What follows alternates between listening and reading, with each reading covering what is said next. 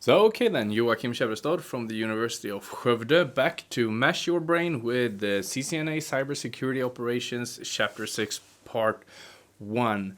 Chapter is called something like Principles of Network Security, and this is where we actually start to talk about security for real, having the technical background that we now have after the first 6 chapters. This lecture is divided into 2 parts that should be rather short, which can be a nice break for you. We will first talk a little bit about threat actors and tools that they use to be bad against us and do general evil stuff. And then in the second lecture part, we'll talk about common threats and attacks, list malware, and discuss some common network attacks. So let's go through some terminology before we begin. Some very important terminology for the security area. So first we have a threat, which is basically potential danger to an asset. And an asset in this case is something that holds value to us. It can be information, it can be a device, it can be an operating system, it can be personnel, and so on and so forth.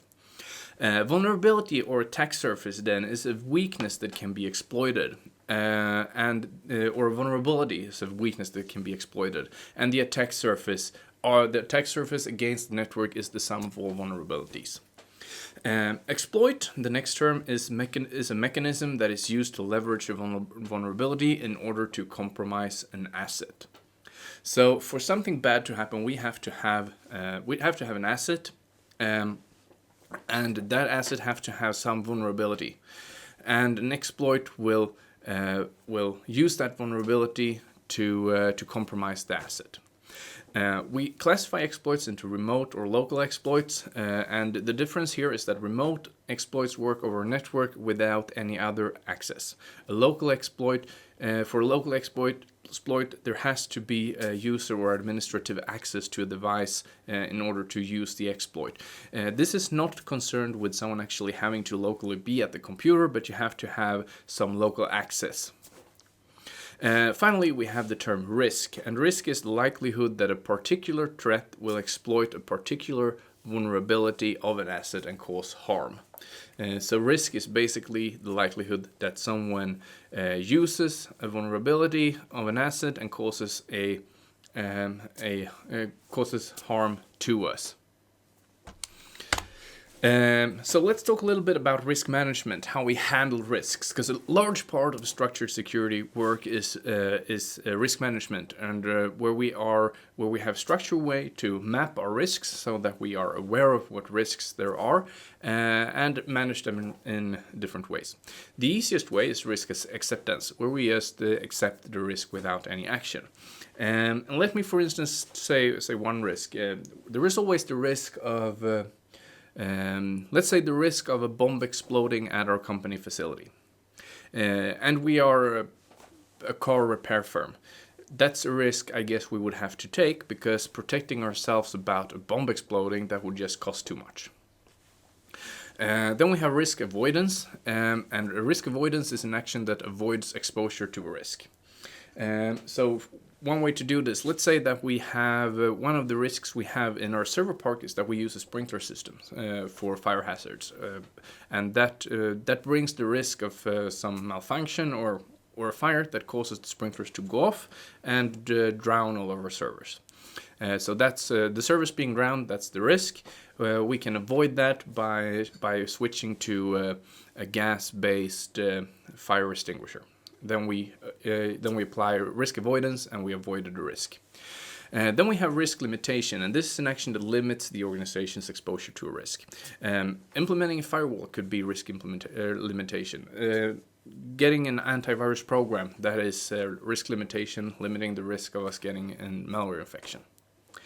Another way we can handle our risks is using risk transfer, and that means that we transfer the risk to someone else. One common way to do this is by employing an insurance company. We do risk transfer all the time in our day-to-day life. For instance, I have a home insurance that will replace my home if it burns down, which is very good. So some bonus terms.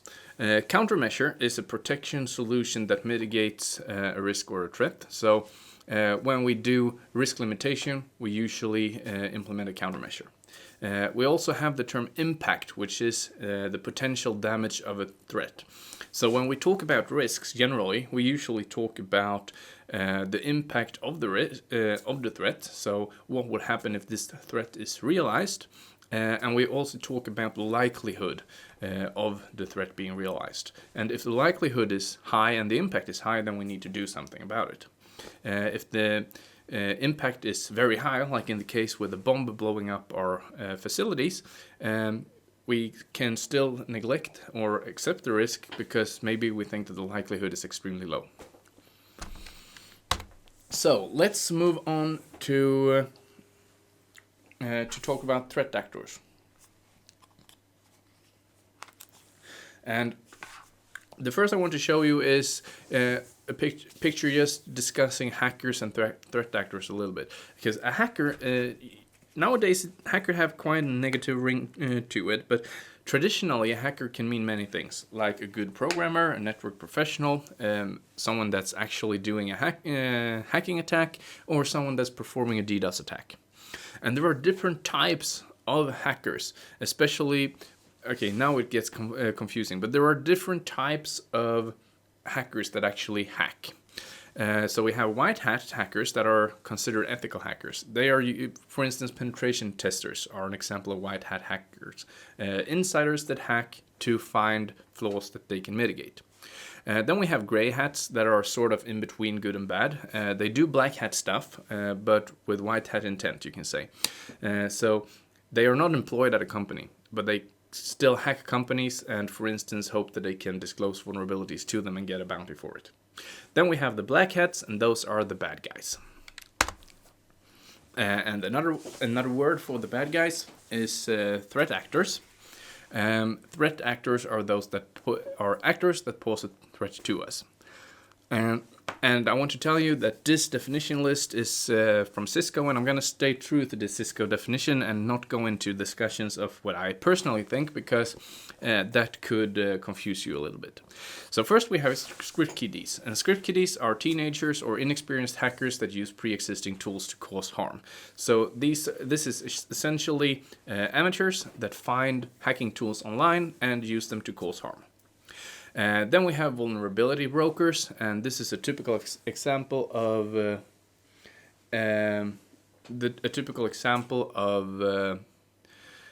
gray hats. They attempt to find vulnerabilities and report to companies having the vulnerability and hope to get a reward. We have hacktivists that are classified here as gray hats, and they hack as a way of doing political activism. So, for instance, Anonymous is an example of a hacktivist group. Then we have cyber criminals, and now we get to true black hats. Cyber criminals are black hats that hack for financial gain. They can be self-employed, working alone, or part of crime organizations.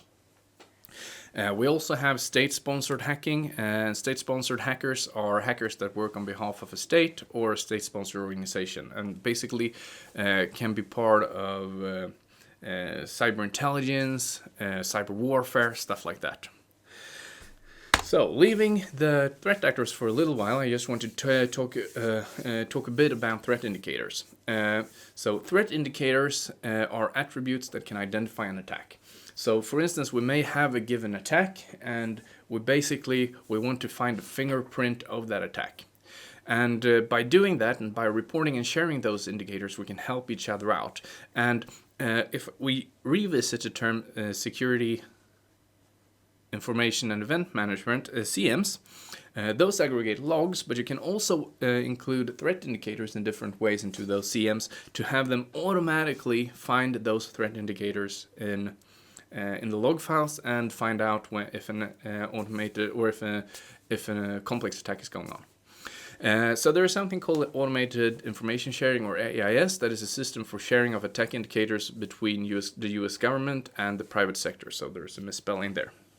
I have a tiny bit of dyslexia, so spelling is a big deal for me, but I try to do my best. But please bear with me with the minor spelling mistakes that there are, or the load of them, if there are. So let's end up with some tools and common attacks. So threat actors, including ethical hackers, have access to a large amount of tools developed for penetration testing and for, well, nefarious reasons, for hacking. And it's very well worth mentioning that the sum of tools has developed, like the tool base developed from being consisting of less sophisticated tools that require a lot of technical skill to now being more sophisticated tools that require little technical skill. And this is the reason for why script kiddies are actually dangerous, because they are basically teenagers that do harm for the fun of it, but they have access to a lot of sophisticated tools that really make them able to cause a lot of harm. And what tools do I have? Well, this is a long list of tools, but we of course have password crackers that we can use to crack passwords, wireless hacking tools, network scanners and hacking tools that we can use to scan network for open port, map the network layout, packet crafting tools to create custom packages, packet sniffing tools that we can use to try to find or try to sniff packages on a network. We have rootkit detectors that we use to see if we are infected with a rootkit. We have fuzzers that we can use to search for vulnerabilities.